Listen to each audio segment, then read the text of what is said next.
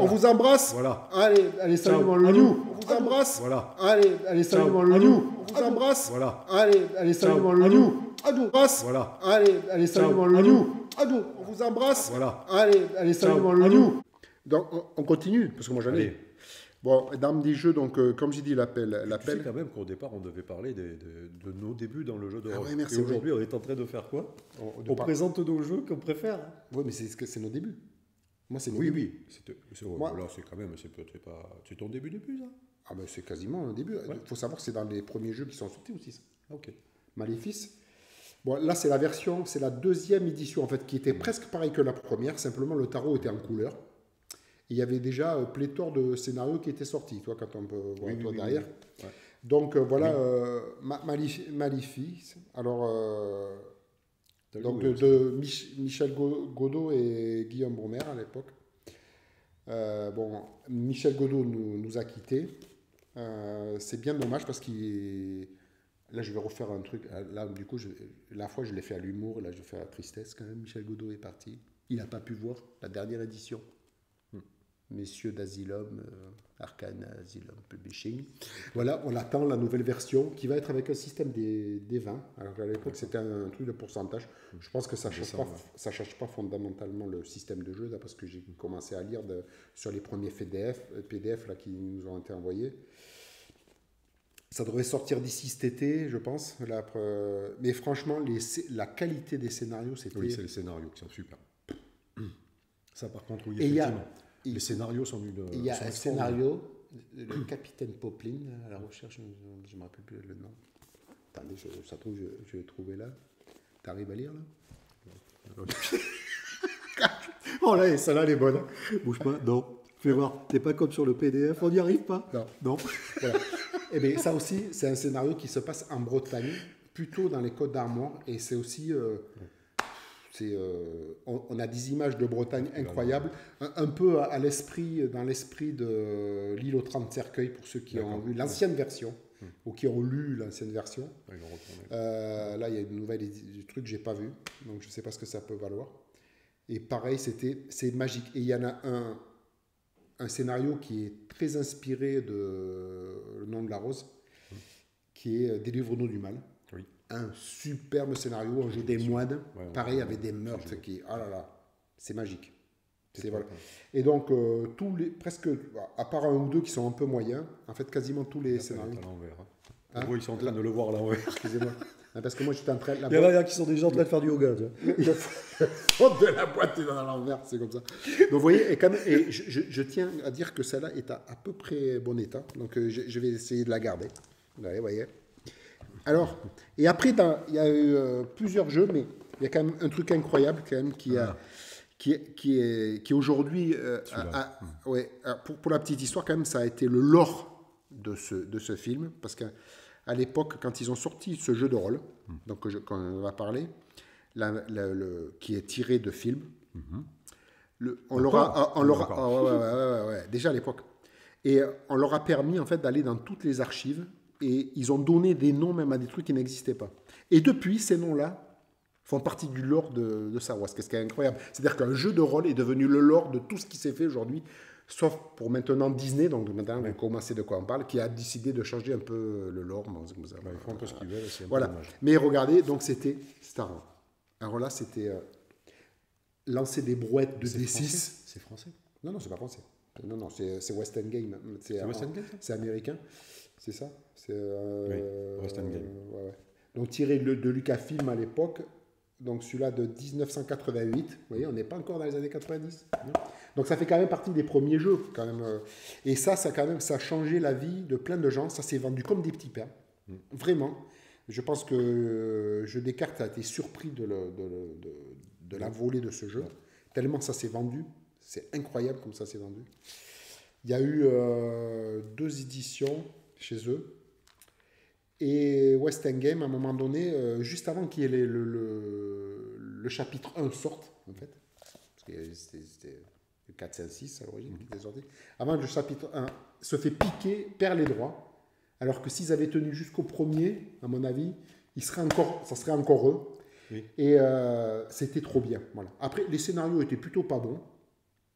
On va dire le scénario en général. Mais nous, on s'en foutait, on jouait vraiment dans l'esprit. On jouait dans l'esprit de Star Wars. Voilà, mais qu'est-ce qu'on a joué des Wookiees, on jouait ce qu'on voulait. Qu'est-ce qu'on a joué là? On a joué des trucs de folie avec ça. Ah non, mais ça, on y a joué. Oui. On y a joué des brouettes de parties, là.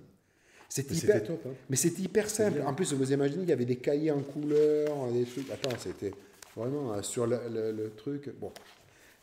C'était assez simple, le système de règles est assez simple. Le deuxième édition était un peu plus conséquente et au niveau des règles moins simple. Mais là, alors pour vous dire, c'est qu'à l'époque, avec des jeux comme ça, voilà, ça fait combien? Pas beaucoup de pages, je sais pas. Vous voyez, on va dire 100, même pas 150 pages, vous voyez, on avait un jeu de rôle. Aujourd'hui, on ne sait pas chier un jeu de rôle sans qu'il fasse 400 pages ou 300 pages. C'est énorme. C'est-à-dire que quand vous donnez ça à un maître de jeu, il n'y a pas besoin de ça.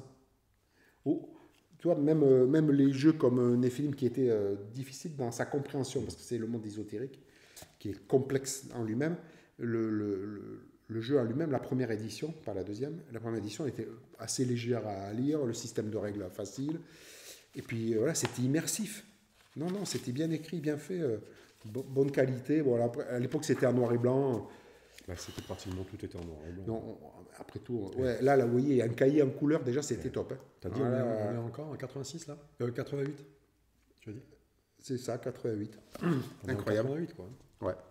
Et un autre aussi, on a pas mal joué quand même. Alors, moi, je me rappelle d'avoir été... Pourtant, je suis pas grand fan. A été un démon d'André Alphus. Je vous en parle pas parce que à l'époque, ça tournait toujours à l'autodérision. C'était Innomine Satanis, vous voyez. Donc pareil, ça c'est des beaux collecteurs. Magna Veritas. Voilà, de Croc. Alors Croc avait... Cyros. Ouais, c'était Cyros Productions à l'époque, qui est devenu Asmodée, il faut savoir. Oui. Asmodée, le mec a été bouffé par Hasbro. Pour la petite histoire, quand même, Croc avait l'intelligence de faire des jeux à thème fort, vraiment à thème fort. Système de règles plutôt simple, là qui était vraiment... En fait, le système est pourri, ça ne va pas, mais c'était tellement fun de lancer un jet de 666, là, de 3D6. L'idée était top, ingénieuse. Bon, sachant qu'il avait fait Bitume avant... qui était un truc plutôt très c'était artisanal. Nous, on l'avait invité pour Bitume à l'époque. Ouais. Je te rappelle, avec son Perfecto. Voilà. Et là, donc, Innominé, génial. Et juste après Innominé Satanis, on a eu Bloodlust. Donc, pareil, qui a été un jeu qui a changé. En fait, moi, j'avais l'impression, à chaque fois que j'achetais des jeux Cyros, de me faire avoir. Parce qu'en fait, il y avait des grosses illustrations. Pas beaucoup de pages. Et en fait, ce qui était bien, c'est qu'en fait, on avalait ça en une demi-journée, on pouvait jouer. On faisait jouer le soir. Et par contre, les scénarios étaient géniaux, on peut dire. Vraiment hyper bien l'univers, mais qu'est-ce que c'était bon ça. Ça c'était bon. Ça c'était pas mal. Hein. On s'est bien éclaté dessus. Hein. Mais ça c'est, moi je te dis, ça c'est des trucs qui ont été vraiment dans mes jeux de début. Voilà, c'est pour ça qu'on disait oui, non, j'ai pas triché. C'est vraiment... je ne les ai pas tous mis. T'imagines quand même, tu as débuté en 80. Tu disais en combien? 82? Ouais. 82, 83? Ouais. Moi, je débute en 84. Ouais. On a à peine fait 88 et on a passé je ne sais pas combien de jeux. Ah non, mais on jouait comme des malades. À l'époque, donc ça veut dire qu'à l'époque, il y avait une sacrée production. Mais là, oui. C'était énorme. Alors, il n'y avait pas de qualité, il n'y avait pas de la qualité dans les matériaux, il n'y a pas de qualité. Mais quand même, il y a des il nous ont marqués, quoi. Après, et pas que des jeux qui arrivaient. Il y avait moins d'éditeurs, je pense. Côté de il y avait quand même moins d'éditeurs. Et je pense qu'aujourd'hui, il y en a plus. Aujourd'hui, à l'époque, pour donner une idée, quand même, à l'époque, j'arrivais à suivre des gammes. Oui. Aujourd'hui, il m'arrive des gammes où c'est difficile. Et pourtant, j'ai des revenus confortables. Tu vois, je pourrais, mais bon, aujourd'hui, quand on voit le prix des financements participatifs, ça fait mal aux fesses. Je vais en faire 2 là. Hein? Je vais en faire 2, 3 là. Ah ouais. Et moi, j'en attends déjà plein et je risque de refaire le même que toi, peut-être. Oui. On verra, il faut que je discute avec ma femme, il faut que avec mon banquier. Oui. Enfin, on a quand même débuté au moment où les mecs se lançaient, on est tombé sur des jeux extraordinaires qu'aujourd'hui, on a débuté, allez, tu dis 84, allez, on va dire 88. On est en 2022 et ils sont en train de ressortir les jeux. Mais où ils sont ressortis. Ils sont ressortis ou ils sont en train de les ressortir. Innominés. On va parler d'innominés. Ça sort. Star Wars avec un nouveau système de jeu. Oui, bon, après, entre-temps, il y avait même eu Star Wars a eu une version même D20 système. Monsieur, c'est Saintou qui va sortir ça, non? Monsieur Saintou, s'il vous plaît. S'il vous plaît. Tu vois, deux fois, vous le demandez. Voilà. Voilà. Non, Maléfice. Maléfice, c'est pour les scénarios. Je vous promets, les scénarios sont extraordinaires. Non. Et puis bon, pour la petite histoire quand même, c'est un des quand même. Pourquoi la frustration de plein de gens sur cette sortie de Maléfice, c'est que d'abord Arcanesium a sorti énormément de jeux ces derniers temps, des trucs très bankable, mais ce financement va approcher les 4 ans quand même. Oui. Il n'y a aucune raison que ça soit en retard aujourd'hui. On ne va pas me parler Covid, papier, tout ça. Il a sorti d'autres jeux. Donc pour moi, c'est du pipeau. Mais le truc, c'est que c'est aussi un des meilleurs financements d'Arcane Asylum. Il y a plus de 800 participants.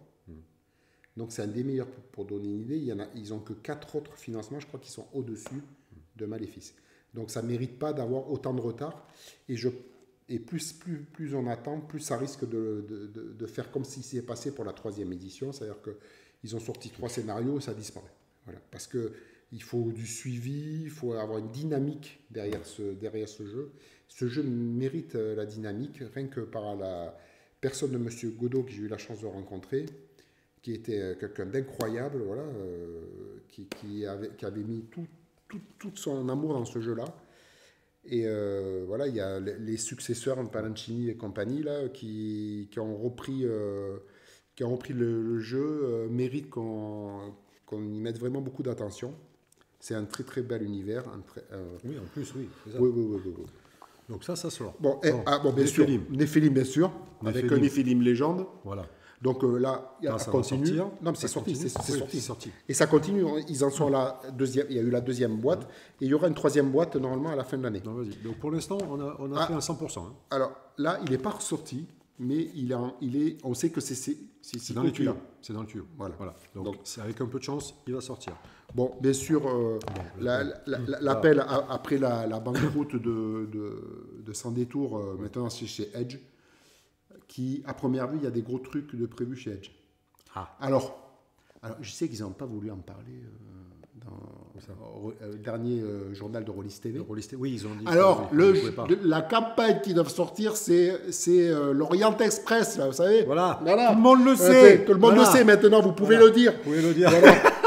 On va se faire jeter. Non, mais en fait, c'est logique parce qu'en fait, il y a la campagne qui est sortie là, qui se passe pendant la Révolution française. Voilà.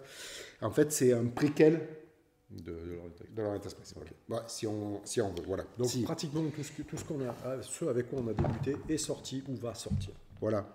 Mais on n'avait pas mauvais goût, puis les gens avaient du talent. Même Méga est ressorti. Ouais. Alors moi, je dirais que moi j'ai une grande affection pour DXRX, mais franchement, le dernier Méga, c'est encore pas simple. C'est dommage parce que c'est vraiment un jeu qui mérite à être joué parce que après moi je suis beaucoup dans la nostalgie par rapport à Méga. Voilà. C'est-à-dire que c'était vraiment des scénarios de jeunes adolescents à jeunes adultes, on va dire, où on a mis beaucoup de cœur dans ces scénarios-là et voilà. On rêve des fois de nouvelles éditions incroyables, ce qui arrive des fois parce qu'on a des reboots des fois qui sont incroyables, comme par exemple Écrime, par exemple. Voilà, Écrime, la nouvelle version est je sais pas, 10 fois mieux que la première édition. Mais après, la première était géniale, hein, attention. Mais là, ils ont fait un travail de titan dessus. Mais bon, le problème, c'est que... Alors, écoute, vu les jeux qu'on aime, vu les jeux auxquels on a joué... On a encore 50 ans de jeu. Non, c'est pas ça. Je pense qu'on doit avoir bon goût. Je pense qu'on a bon goût. Hein, oui. On s'est pas beaucoup gouré, quand même. Non. Hein, non, on a des trucs... Bon, après, dans le jeu, on ne pouvait pas se planter. Le jour où il meurt, c'est que le jeu de rôle disparaît. Oui. Bah, après, ils ont su... des enfants, Muriel Dumas. surtout ils jouent aux jeux de rôle. Ça, j'espère. Les petits enfants aussi. Je crois qu'on va s'arrêter là parce que ça fait un moment quand même qu'on doit les ennuyer. Ah, c'est vrai. Alors, pour finir, juste une chose. Oui. Merci beaucoup pour tous les gens qui sont abonnés. Ouais. C'est vraiment top. Ceux qui nous regardent et à qui que ça fait marrer, ben merci à vous. Merci pour avoir vu. Mettez le petit pouce bleu, il faut faire comme on me l'a dit, on m'a dit Jean-Marie, il faut absolument que tu le dises. Okay. Donc mettez le petit pouce bleu, mettez un commentaire. La petite cloche, si vous voulez savoir quand on sort des Ah vidéos toutes les semaines. Toutes les semaines. Tous les 2 mois. Non, si vous ne voulez pas la louper, parce que comme on la sort tous les 2 mois, il faut vraiment faire de la petite cloche. Si vous aimez les 2 vieux du Boupette Show du jeu de rôle, c'est nous. C'est ça. Donc n'hésitez pas, parlez-en autour de vous. Vous pouvez partager notre chaîne au milieu de... dans le milieu, ça nous fera plaisir d'accueillir des gens. Comme on vous rappelle, donc lisez bien notre règle un petit peu dans le truc, parce que on cherche vraiment de la bienveillance sur cette chaîne. On est là pour s'amuser, pour vous faire partager notre passion. Et en espérant... J'espère qu'on a, et puis en espérant qu'on a éveillé quelques curiosités sur certains jeux.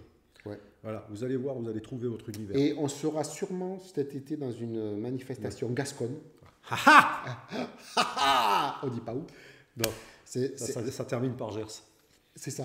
Et c'est plaisant d'y aller. C'est plaisant d'y aller. Je pense qu'on ira parce qu'en fait, l'air de rien, moi je suis allé déjà plusieurs fois, parce qu'il se trouve qu'un de mes amis il va quasiment tous les ans et de moi je suis allé. Et c'est vraiment. C'est vrai qu'on y mange pas mal. Ouais, et puis. Il y a ça aussi. On peut manger bien là-bas. Ouais. Après, dans la manifestation, c'est un peu comme dans toutes les manifestations. Alors, par contre, pour ceux qui vont y aller là-bas, ne dormez pas dans la salle des fêtes. Ça pue les pieds et... Ça fait très ado. Ça me rappelle les jours du Téméraire. Et des fois, les douches, elles sont froides. Je vous le dis. Et là, quand vous entendez un mec hurler avec une voix très masculine... c'est moi, parce que si je me douche pas, je peux pas vivre.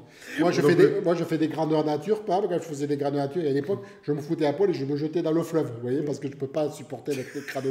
Alors, et même si le fleuve est pas propre. Et non, mais bon, c'est un truc, non, c'est pas possible. Non. Mais bon, on se verra. Pour ceux qui on va se louer un gîte pour y aller parce qu'on est des vieux. Et merci encore à Rollis TV, à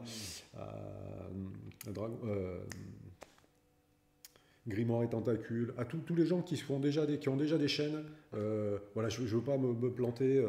En oublier le MJ masqué. Merci à vous tous ces gens-là. Pour vos encouragements, c'était super sympa. Et puis, même si vous n'avez pas encouragé, mais parce que vous existez, je pense que c'est bien. Moi, je trouve que toutes ces chaînes soient là, parce que je pense que le but à toutes nos chaînes, c'est faire connaître notre activité. Nous, c'est dans ce sens-là qu'on le fait.